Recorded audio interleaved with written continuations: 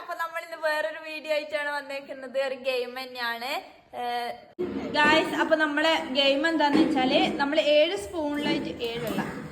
സ്പൂണിലായിട്ട് ഓരോ ഐറ്റംസ് വെച്ചിട്ടുണ്ട്. ഇത് പഞ്ചസാര, ഉപ്പ്, 2 ഉപ്പ്, ഒരു പുളിനാരങ്ങ, ഒരു പഞ്ചസാര, ഇത് ഗോതമ്പ് പൊടിയാണ്, ഇത് ന്യൂട്ടെല്ല, പിന്നെ ഇത് കാന്താരി. അപ്പൊ ഇത്രയും ഐറ്റംസ് ആണ് ഉള്ളത്.